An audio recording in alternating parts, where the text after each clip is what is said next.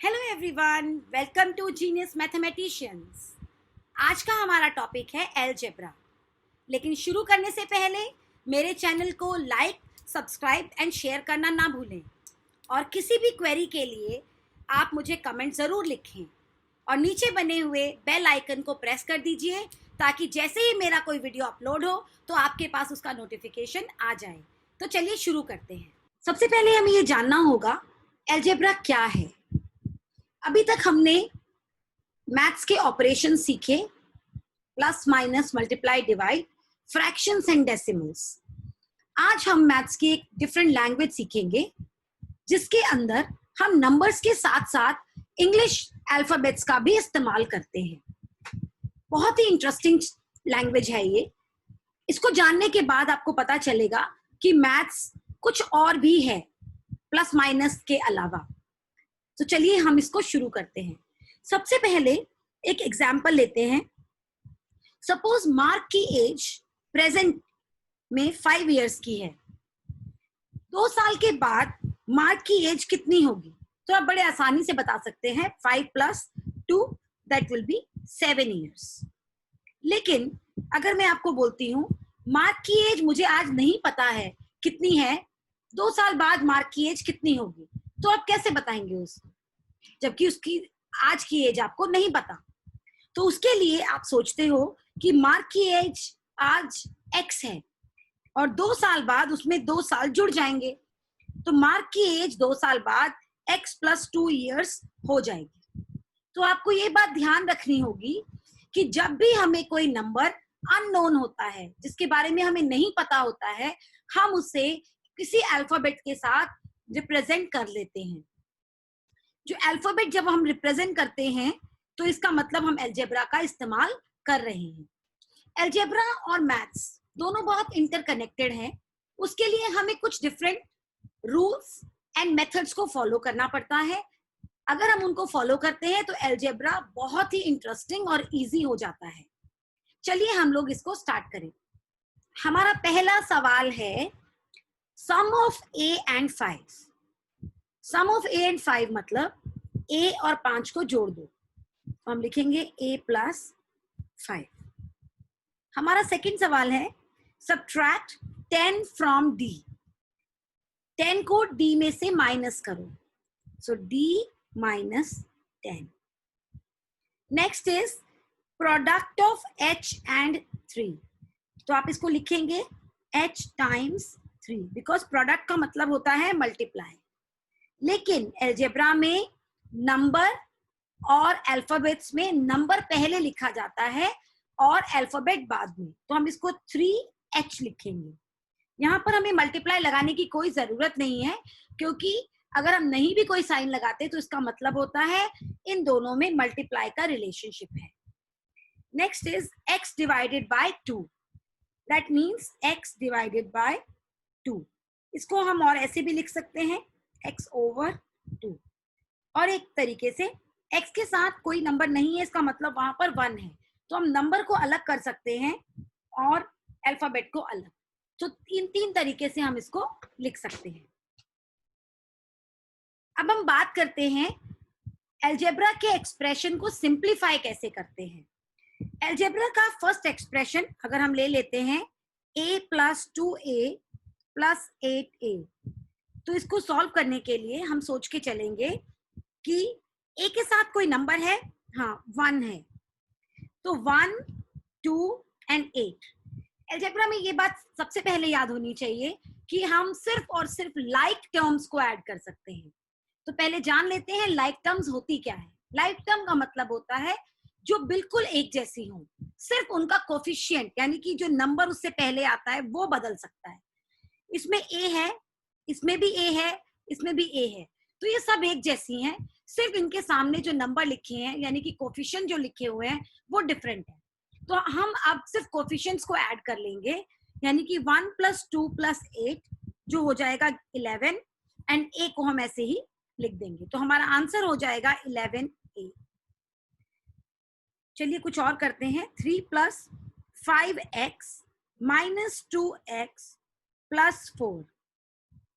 यहाँ पर हम देखते हैं x वाले सिर्फ यही 2 लोग हैं, और बिना x वाले ये दोनों, तो ये दोनों लाइक टर्म्स है और ये दोनों लाइक टर्म्स हैं। तो सबसे पहले नंबर्स को हम जोड़ लेंगे, वो आ गया 7।